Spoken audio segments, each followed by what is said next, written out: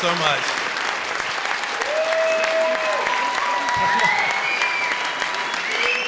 Thank you. It's funny, all those pictures, I always have to stand right at the back. It's like, you see, oh, great, thank you. Thanks. Forgot about that. So thanks, Stuart. It's funny, whenever I see these screens, I actually get a little bit nervous. There was one time in America, I was asked to give away an award, and I walked out on stage, and they had a camera pointed at me, so I was walking out like this, and I looked up at the screen, and as I looked at the screen, I turned my head, so the camera was on the back of my head, so all I saw was this giant bald spot, the entire size of the screen, and I was like, oh my God, I have a bald spot. I didn't even know. It was really bad. So I just flew in from, yeah, you can tell me about this later, what happens next. But anyway,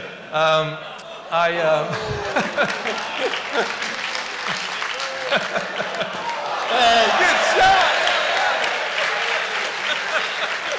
Good one.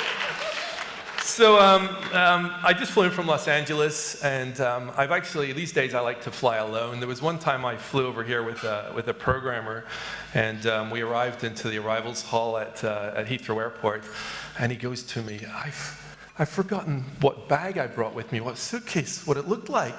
And I go, what are you talking about? And he goes, my wife packed it for me. And so I kid you not, this was after like a 15-hour trip. We're standing in that sort of baggage claim area of Heathrow, waiting for an entire 747 to come through passport control, and until every single bag was collected off the baggage claim. And then he goes, it must be this one. It's so painful. So now I travel alone, and I got here no problem. But it's really great to be back in Brighton.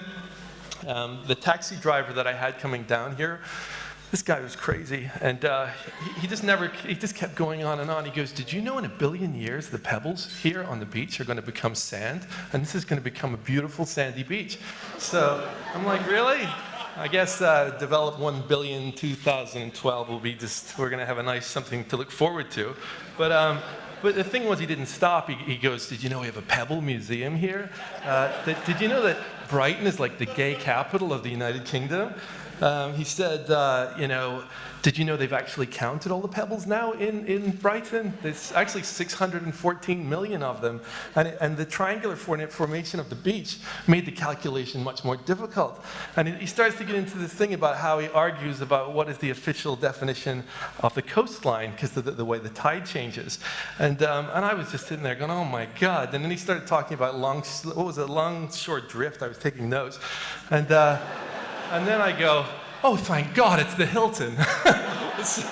So finally I was able to get out of there. But anyway, I grew up in Northern Ireland. My expectation was that I had no idea I was going to get into video games. I thought I was going to get into sports. And in Ireland, one of the things we play is field hockey. I don't know if you know that one with the wooden sticks. Yeah, field hockey, it's awesome.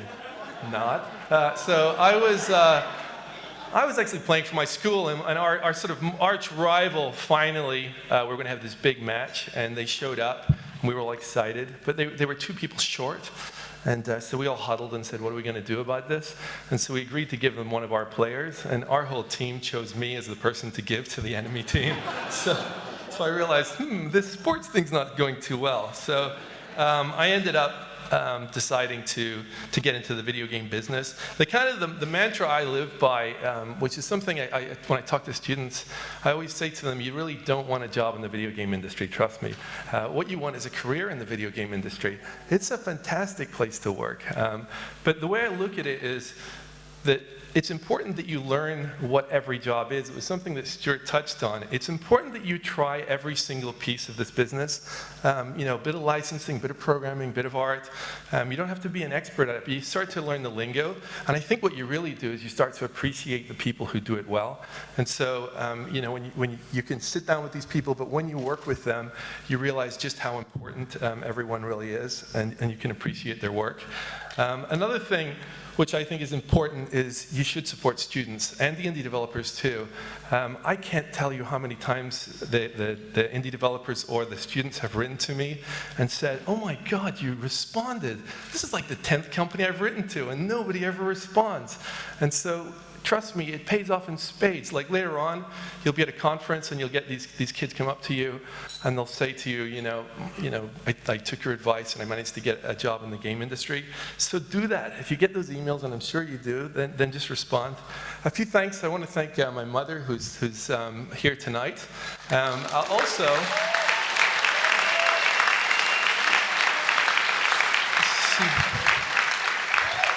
she bought my very first ZX81, and that got me started. And also for my father, who supported me leaving school really early. It was interesting because back then my teachers were like, the video game, what? Are you kidding me? Like, you're going to leave school for this? And my biology teacher said to me, you know what? I'm going to give you a passing grade in biology. You just have to promise me don't ever enter the field of biology. And one time when I was a kid, my grandmother took me aside and she said, look, I'm getting really old and I want to leave. I don't want to leave you like old teapots or something like that. So I'm going to give you some money. And I used that money to buy my very first Sinclair Spectrum. And that for me was like the knee in my career. So it's a very, very important one. I want to thank my wife and daughter for being so supportive, because this is like a 48-hour-a-day job. And Fergus McGovern, some of you may know. Good old Fergus from Pro Software. He gave me some awesome properties to work on, like the Teenage Mutant Ninja Turtles. To Nick Broody, who was my co-pilot through lots of games, the Earthworm Jims and the MDKs and things like that. To Martin Alper from Virgin.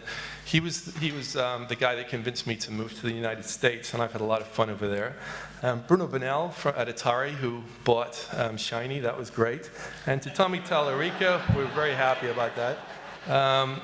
It's the coolest business card you can have. Everyone, like when you're going through customs or something, everyone's got their Atari story, so you're friends with everyone with that. Although I've already been testing the Sony thing, and it's working too. Passport Control was very happy today. Everyone's got their PlayStation story. So I'd also like to thank Susan Marshall and Allison Beasley, who they've been great support over many, many years. And I'd like to thank my co-founders and the investors at Gaikai. They've all really sort of got behind us. And I want to thank Sony, because thank you. That was a rather nice little check we're getting. And I'm really sharing this award with every person and every gamer that's ever supported the stuff that I've worked on or the teams that I've worked with. And finally, I want to thank Max Walker, who's also here tonight.